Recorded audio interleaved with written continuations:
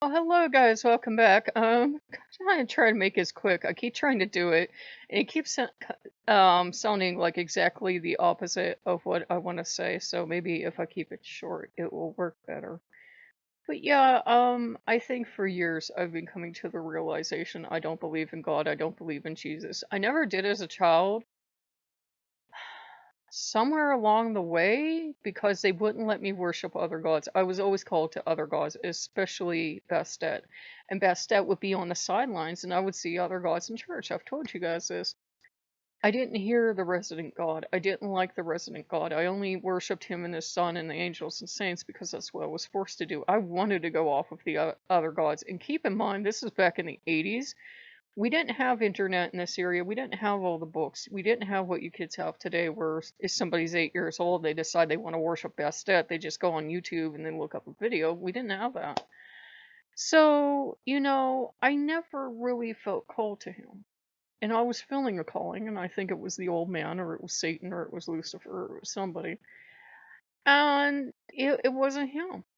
And I have to admit, Christian theology is very shaky. And remember, I was going to become a priest. Oh my Lord, I would have made a terrible priest because it's incredibly shaky. There are you don't even have to be an atheist, and I'm not because I obviously still work with the gods to poke a lot of holes in it. It's we don't have any proof Jesus existed, for example. And you could still take it on faith, like you can still take on faith that Loki exists, because we all know him and he's lovely and enlightened and a joy in our lives. I got fuck you, because he knows what I was thinking. But we experience our gods. That's the difference. I never really experienced Jesus. Whatever I would experience as Jesus always felt, well, he didn't look Jewish for one. And it always felt like somebody cosplaying, and it would be closer to sexy Jesus than it would be to proper Christian Jesus.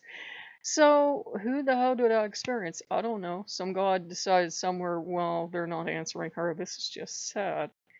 And God, when I would do, I would go to sleep at night, and the priest taught us something odd for Catholic priests would tell us, imagine talking to God. So I would. I didn't know he was teaching us, visualization. And Prey was a witch. And you come to think of it, it was an odd thing to teach us, and I would meet with God. And God would often stay hidden in the shadows. And God had a long gray beard and always wore this kind of robe. And God would say, I'm the one that hides in the shadows. Or if he would be out, I'd be painfully aware that God was putting this appearance on. He just looked too stereotypically spot on God. Like you knew it was fake. And I've always had my suspicions of who God was. And I've always asked that deity, and they're like, no. So, but I wish they would just admit it, because if they would, because we go around on the same minute and then they take it back, they recant, they say, no, of course God exists. I think they know I'm finally ready to let go of the magic feather, like Dumbo had that magic feather. And I said, I don't believe, because, I did research to find out where did the god come from, and God, whatever name you put to him, was one deity of many. A storm god of the mountains that just came out of nowhere and took over. Sounds familiar, doesn't it? And, I'm like, oh, wouldn't it just be the cruelest joke in all of the 9 realms if they were the same exact deity? And I got, hee back here. And I don't believe. I never, we were told to have guardian angels, and we were told to have guardian, work with our guardian angel. And you were just supposed to find this angel somewhere, like now, because it was a requirement of being a Catholic, and you're a little kid, right? So I don't know if I made up a Tula, or the guardian angel acted rather strange for an angel too, come to think of it. And, he didn't act very angelic, let's say that way. Most angels aren't fond of gambling. This one was, God damn it, Asmodeus. This angel was really fond of gambling and really fond of letting me stay up late and watch movies and do whatever I wanted. He changed his tune later on as I learned more and learned what angels should and shouldn't do. But he was really, really earthy, and I think he really loved most of all when I went gambling. I'm gonna have so much psychological scarring. Anyhow, you're supposed to find your angel and you're supposed to find your patron saint. And Michael was a shady motherfucker too, come to think of it. So, I'm like, every time I go through one of these breakthroughs, I want to immediately go and tear down every video I've ever done and every article, but then I let them stay because I don't think I'll ever quite know the truth. Because I think it was the old man that appeared in my dream. The old man, he has many wondrous stories in which he tricks people. One second, let me turn my oven on. Okay, well, anyhow, to get back on task, Odin has beautiful stories where he transforms all the time, and one of my favorite stories is where I get Bolverker from, because that is my favorite aspect of Odin. Well, Grimir too, and any aspect of Odin, let's be honest. Fangirling over the old man. Anyhow, somebody asked me, was Odin ever associated with snakes? Oh yes, as he's going to the mead of inspiration.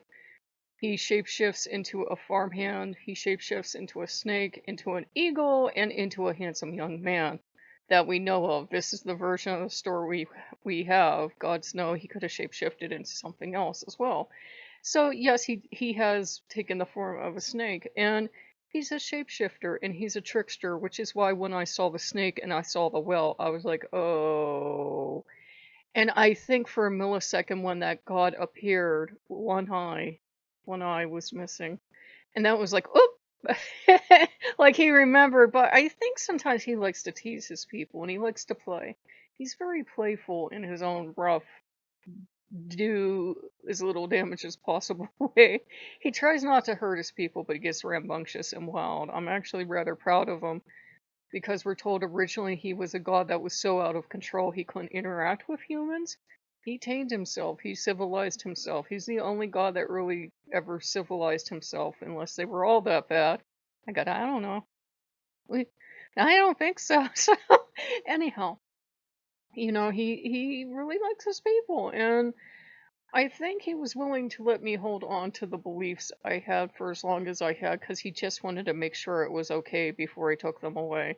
Sometimes he'll take them away and it doesn't work and you bounce back, but when you're finally willing to let them go and admit you didn't have those beliefs in the first place and you kind of had them forced on you, then he's okay and then he can clean up. And that's where Asmodeus and Mammon and everyone else can come in too. He's fine with the demons. He's fine with any other god or goddess. He's not fine with a certain god because to him that's a mythical, made-up being and it's going to do more harm than good because if this god's all-powerful, all-knowing, and can do everything, why hasn't he done anything in 2020? I mean, even remotely. So, and I'm not trying to upset Christian viewers, I swear. So, if you guys like what you see, like, comment, and subscribe, and we will see you later. Bye-bye.